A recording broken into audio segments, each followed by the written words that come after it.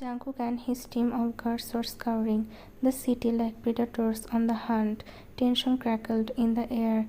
Every man knew the stakes. If they failed to find YN and the children, none of them might live to see another sunrise. Jungkook's eyes were burning red with fury. His fists clenched tightly by his sides, knuckles pale and trembling. No one dared to speak, no one dared to breathe too loud in his presence. Ben glanced at his boss from the passenger seat and swallowed hard. Ben, point of view. I have to find a way to calm boss down. I don't even know how he will react when he sees ma'am again. Elsewhere on a dark road, Wine and Lily were still under the illusion of freedom.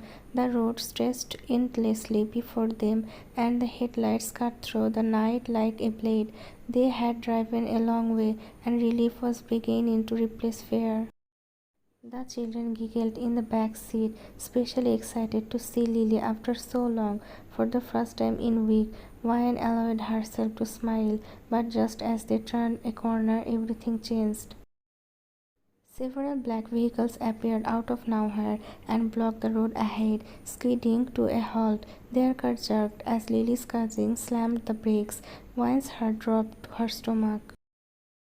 She didn't need to ask. She already knew who had found them. Silence fell inside the vehicles. Wine clutched the children tightly, whispering prayers she could not finish. Lily froze, her fingers trembling. Jungkook arrives. He didn't shout. He didn't storm. His presence alone was enough to silence the world. Jungkook, everyone out of the cars, he commanded coldly. Surround them, open the doors. Wine's car doors were pulled open. She and the others stepped out slowly. Her arms tightened around the children, holding them close. The children looked around, confused by the sudden chaos, unaware of the danger. Jungkook walked forward. The streetlight cast shadows on his face, making him look almost inhuman. Jungkook, my sweet baby girl, he said mockingly, a cruel smile playing on his lip. Did you really think escaping me would be that easy? He took his pistol from its holster and began twirling it playfully in his hand. Once entire body had gone cold. Her hands were slick with sweat, her knees were weak, but she stood her ground. Jungkook smiled, vanished. Jungkook, answer me, he shouted suddenly. The gunshot came without warning, a loud, jarring sound that echoed through the silent road. He had fired into the sky, but it was enough. The children burst into tears. Wine nearly dropped to her knees from the shock.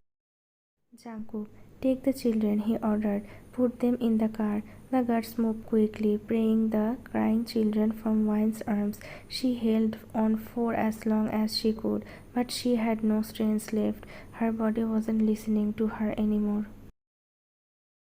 Then Jungkook turned to Lily and her cousin. Something sinister flickered in his eyes. Jungkook, well, he said, grinning darkly, since you won't speak, perhaps I should decide your punishment. What if tonight is the last night either of them walk in this earth? Both Lily and her cousin turned pale. Their lips began to tremble. One's breath caught in her throat. No, she whispered. Then louder, no, please don't hurt them. Do whatever you want to me, but let them go. I am begging you. Tears streamed down her cheeks. Her voice cracked, desperate and raw. She dropped to her knees. Jungkook watched her carefully. Something in her brokenness made him pause. The two captives breathed out in stunned relief, eyes wide with disbelief. Jungkook looked at Wine again. His voice was calm now. Jungkook, get in the car. We will finish this at home. Wine could not move at first. Her legs felt frozen. She looked at Lily, who was silently crying, her shoulders shaking. There was nothing left to say, nothing she could do. Wine turned slowly, her eyes hollow, and walked towards Jungkook's car. She climbed it inside. Silence consumed the vehicles. Not a word was spoken. The atmosphere was heavy, suffocating. It felt like a world without sound, without light. Only fear remained. Wine stared ahead. blank. Her eyes occasionally drifted to the children in the seat beside her, still sobbing, still afraid. She didn't know what Jungkook would do to her, but whatever it was, it would begin soon, and this time there would be no one left to save her. The convoy of vehicles pulled up to the grand mansion in array silence. Not a single word passed between them. The thick tension blanketed the estate like fog. It was as though the building itself sensed the coming storm. Jungkook stepped out of the car first, wordless. His expression was unreadable, cold, hollow, dangerous. The guards followed suit, heads lowered, awaiting his next command. Without looking at anyone, Jungkook finally spoke, his voice like ice. Jungkook, take the children to their room. Two guards nodded and gently led the children away. Their cries had quickened into soft sniffle, but fear still lingered in their eyes. Wayne stood near the car, motionless. She didn't know what would happen to her, her heart pounding in her chest, but her body refused to move. Jungkook turned toward her. Jungkook, take her to her room. No power, no threat, just the command, quiet and controlled, that made it even more frightening. The guards exchanged confused glances, but didn't dare question him. They gestured for Wyan to follow. Without a word, she walked into the mansion. It felt surreal. Jungkook wasn't yelling, he wasn't even looking at her. It felt like standing in the eye of a hurricane, too quiet, too calm. She entered her room, her thoughts racing. Why isn't he saying anything? What is he planning? Inside the drawing room, Jungkook walked into the lavish drawing room and sank into the couch. His posture was composed, but his eyes burned with thoughts no one could read.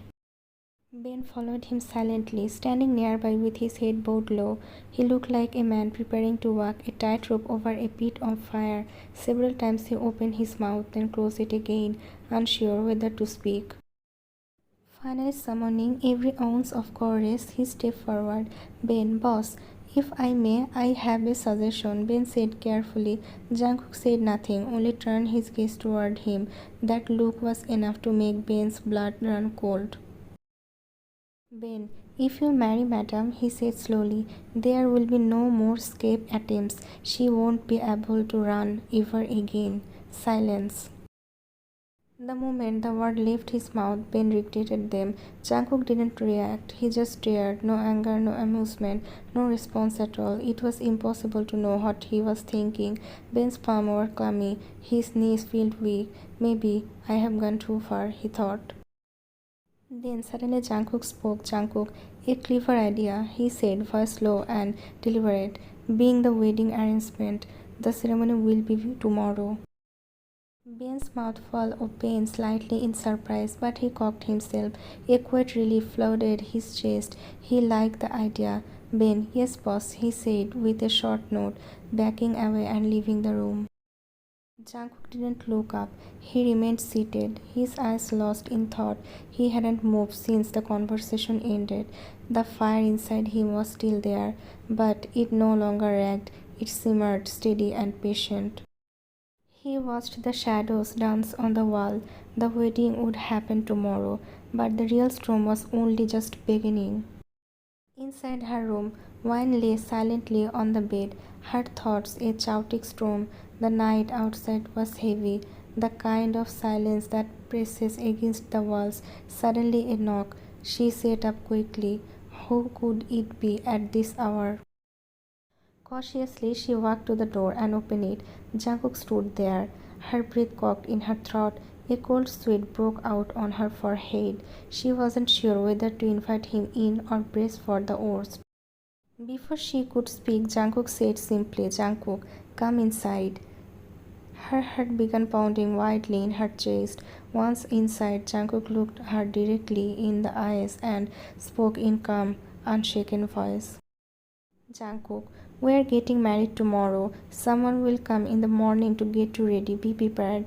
The word hit her like a brick wall. She froze in place, staring at him in disbelief. Marriage? Tomorrow? Her mind could not grasp it. Her voice rose, both in anger and desperation. Wyan, whose wedding? Jungkook. Of course ours, he said without blinking. Wyan, you were talking about my wedding and yet you didn't think you needed my permission. Her voice trembled with rage. Listen to me, I will never marry you. Never. Jungkook's jaw tightened slightly, annoyed flickered in his eyes. Jungkook, I didn't come here to ask for permission, he said coldly. I came to inform you. If I wanted, I could have had you dragged straight to the wedding altar without a word. Wyan's fury bubbled up. Wyan, I said I won't marry you. That was the breaking point. Jungkook's eyes darkened, his calm now replaced by something far more dangerous. He suddenly recalled something. Lily. Without hesitation, he reached into his pocket and pulled out his pistol. He held it up casually, his voice deadly calm. Jungkook, you see this gun? My aim never misses. Lily's family, if I remember correctly, consists of 4 people. This weapon only needs 4 bullets. One's body went cold. Her chest tightened. It wasn't just the threat, it was how calmly, how emotionlessly he said it, as if he were stating a simple fact. Jungkook stepped closer, gaze piercing. Jungkook, don't worry, Lily, your precious friend, will certainly attend our wedding. Would not want her to miss it. One stood frozen, helpless, terrified. Her hands were ice cold, her thoughts spinning wildly. She didn't know what to say, what to do. Without another word, Jungkook walked over to her bedside table and picked up her phone. Jungkook, you were able to run last time because of this. From now on, this stays with me. He tucked the phone into his pocket and turned toward the door. Without looking back, he left the room. One stood there, staring at the closed door, trembling. Sleep would not visit her that night. She lay awake until dawn, haunted, afraid, and unsure of what tomorrow would bring. Morning had broken. Outside, the early bird crept softly, heralding the new day. But inside the mansion, the air was heavy, too still, too quiet. One sat silently on her bed, her back straight, her eyes hollow from a sleepless night. The shadows under her eyes bore witness to the torment of her thoughts. Suddenly, a soft voice called from outside the door. Maid, ma'am, the children are crying. The maid informed gently. I think you should see them. One gave a small nod and rose from the bed without a word. In the nursery, as soon as she stepped into the nursery, Wyan saw the children wailing, their tiny faces red with distress. Quietly, she walked over to them. The moment they saw her, their sobs subsided, and they stared at her with innocent eyes. There was no smile on Wyan's face. She sat down and gathered them in her arms. She didn't say a word, just held them close, staring blankly at the wall as though reality was slipping further and further away from her grasp. Everything felt like a blur, a dream she could not awaken from. She played with the children for a while, bathed them, and helped them settle. They were blissfully unaware, laughing and giggling in her lap. They didn't know the weight she carried in her chest, the storm she was bracing for. Just then the headmaid entered the room. Headmaid, ma'am, she said softly, the bridal team is here. They have come to get you ready. Wyan didn't respond. She simply rose to her feet and followed. Back in her room, the bridal artists were busy preparing her, styling her hair, fixing her makeup, dressing her in rich garments. Wyan sat in front of the mirror, unmoving. The reflection staring back at her felt like someone else, someone far removed from a free-spirit girl she once was. The headmaid stood quietly to the side, observing everything. Wyan's thought drifted, a silent monologue playing in her heart. One point of view. If only my parents were alive today, how happy they would have been. They used to get so excited just talking about my wedding. Perhaps they would have worked themselves to exhaustion, rushing about, organizing every little details. Mom would have stood beside me while I got dressed. Dad would have held my hand and led me to the aisle with pride. But today I am marrying someone I barely know. I don't even know what this marriage will lead to, what kind of life awaits me after this. Maybe this was always meant to be my fate. If my parents had lived, perhaps I would not have to struggle through life like this, constantly fighting to survive. End of one point of view. Her eyes filled with tears, and soon they spilled down her cheeks, silent and steady. One of the beauticians, noticing and spoke gently, "Beautician, ma'am, please don't cry. We can't finish your makeup." Snapping out of her trance, one quickly wiped her tears away with trembling hands. The headmaid continued watching silently. Once the makeup was done, the bridal team quietly left the room, leaving only Wine and the headmaid. "Headmaid, don't cry," the headmaid said softly. "Young master, he is not as heartless as he seems. He just doesn't show his emotions, but they are buried deep inside." Wine shook her head faintly. "Wine, there are no emotion in him. If there were, I would have seen them, felt them." The headmaid sighed. "Headmaid, he is never let any woman close to him, not once, and now he is marrying you. That must be something. If he didn't feel anything for you, would he choose marriage?" Wine didn't believe a word of it. To her, everything sounded like a lie, a pretty fairy tale trying to soften a cruel reality. "Wine, my life ends here," he whispered, her voice void of hope. "I don't think I will ever be able to enjoy life the way I once did." The headmaid knelt beside her. "Headmaid, remember my words, ma'am. One day you will become the one he loves the most. He won't even want to be away from you for a moment." Wine let out a small, hollow laugh. The word felt like a dream, sweet, impossible, and painfully out of reach. She looked into the mirror again. Her eyes shimmered with unshed tears. Just then, Ben entered the room. "Ben, ma'am, it's time. Everyone is waiting for you." Wine didn't say anything. She gave a slight nod and stood up. Ben held Wine's hand as he led her towards the wedding altar. Her fingers were cold, ice cold, and her heart throbbed against her chest like a trapped bird desperate to escape. The grand hall was filled with people, all seated in perfect silence and watching. Wine clutching Ben's hand, stepping into the ceremonial space. Her eyes fell immediately on the man waiting ahead, Jungkook. He stood tall and still, his expression unreadable, his eyes void of emotion like frozen glass. One step slowed, fear crawling up her spine. She could not read him, could not tell what lay beneath that calm, distant gaze, but she kept walking until she stood directly in front of him. Jungkook extended his hand. Wine hesitated for only a second before placing hers in his. Her heart pounded harder now, louder than the distant music, louder than the silence around them.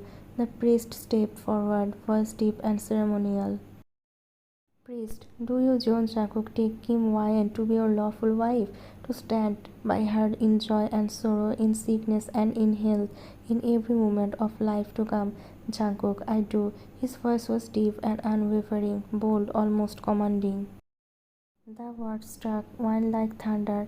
Her heart skipped a beat. Jungkook. This was the first time she had heard his real name. Until now she had only known him as JK, a false name given by the police station. The priest turned to her. "Priest, do you, Kim Wine, take Jeon Jungkook to be your lawful husband, to stand by him in joy and sorrow, in sickness and in health, in every moment of life to come?" Wine said nothing. Her head hung low, her mind spinning. A thousand thoughts collided at once. Her eyes wandered until they found Lily. Lily stood near the doorway with two maids, each holding a child in her arms, the babies. Everything around Wine suddenly blurred. Time seemed to halt. The priest repeated the question gently this time, pulling her back to the moment. Wine raised her head slowly, her voice a whisper. "Wine, I do." The priest gave a nod. "Priest, now exchange the rings." Jungkook took Wine's hand again without hesitation. He slid the ring onto her finger, smooth, firm, deliberate. She did the same, her hands trembling slightly as she placed the ring on his. The priest smiled. "Priest, you may now kiss the bride." The word made her chest tighten. She stood frozen. Would he really? Jungkook stepped closer, gently without a word. He lifted the veil from her head. For a heartbeat, he looked into her eyes. Then, with calm grace, he leaned in and placed a soft kiss on her forehead. The world around her seemed to stop. It wasn't romantic, it wasn't passionate, but it was something, a touch of warmth in a sea of coldness, an unexpected gentleness that left one stunned. Still holding her hand, Jungkook led her down the steps. The ceremony was over. She was now a wife, legally, formally, irreversibly. Outside the main hall, Lily waited, her eyes glistening with tears. Wayne walked up to her. She already knew this might be their last moment together. Lily clutched the baby tightly, her voice breaking. Lily, take care of yourself, ma'am. I don't know if we will ever meet again. Wayne's eyes welled up. Wayne, I wish this were all just a nightmare. I wish I could wake up and find none of it had ever happened. Lily didn't respond. Instead, she stepped forward and wrapped her arms around Wyan. They held each other, crying quietly. Two women cocked in a storm neither had chosen. The guests are seated, murmuring among themselves, skipping drinks and watching the newlyweds from a distance. Suddenly the host's voice echoed through the microphone, clear and playful. Ladies and gentlemen, the moment we have all waiting for, the first dance of our newlywed couple. A round of applause broke out as eyes turned to center of the hall. Wine froze, her heart skipped a beat, her palms turned cold. Dance? She didn't know how to dance. No one had ever taught her. Panic twisted in her chest. How could she refuse in front of so many people? If she stumbled, if she made a fool of herself, the humiliation would be unbearable. Before she could think further, Jungkook extended his hand toward her with quiet confidence. With no visible emotion on his face, he led her gently to the center of the dance floor. The music began, soft, melodic, romantic. Jungkook reached for her hands and pulled her a little closer. One arm slid around her waist, firm but respectful. Then he guided her hands into his shoulders with precise ease. Wine's breath caught in her throat, her heart pounded wildly. Everything around her faded, the lights, the crowd, the whisper. For a moment it felt like only existed in the world, just her and Jungkook, the man she had married only minutes ago, the stranger who now held her so close. He began to move, fluid, graceful. And Wyan, to her utter surprise, followed, not because she knew how, but because he made it feel like she did. Jungkook carried the dance, gently guiding, perfectly balanced. His movements were so smooth, so assured, that anyone watching would believe they were a perfectly matched pair. Wyan gradually relaxed, letting the rhythm guide her steps. She found herself down deeper into the moment, swept into the dance. Jungkook never looked away. From the beginning, his eyes had remained locked on hers, intense, unreadable, and for Wyan, who had never been this close to any man before, it was overwhelming. A storm of emotions swirled inside her, nervousness, curiosity, fear, and something she could not yet name. The song came to an end, but they didn't stop dancing. They were still moving, slowly, closely, as if caught in their own world. The host's amused voice broke through the speakers once more. Well, it seems our newlyweds are enjoying their moment a little too much. Laughter rippled through the crowd, realizing they were the center of attention again. Wine quickly stepped back, her cheeks flushed crimson with embarrassment. She avoided eye contact, her eyes falling onto the floor. Jungkook, on the other hand, stood completely still. His expression remained unreadable, distant, like a mask no one could ever lift. A moment later, it was time to leave. Wine gave Lily one last hug before heading to the car. Her voice was low and pained. Wine, take care, Lily. Maybe this is goodbye forever. Lily wiped her tears and clung to her. Lily, stay safe, ma'am. I wish things had been different. They embraced for a long, quiet moment, two souls connected in sorrow. Then, with one final glance, Wine stepped into the waiting car. The ride into silence. The drive to the mansion was silent. Wine sat on one side, Jungkook on the other. Neither spoke. The air was heavy with uncertainty. Wine's heart beat faster with every passing moment. Her mind was racing. What will happen now? She didn't know this man, didn't know what he wanted from her, didn't know what kind of life awaited her behind the closed doors of his estate. She stared out the window as the lights of the city faded behind them. Eventually, the car pulled into the grand mansion, her new home. The gates opened, the car rolled to a halt, and one stepped out into a life she never chose, but one she could no longer avoid.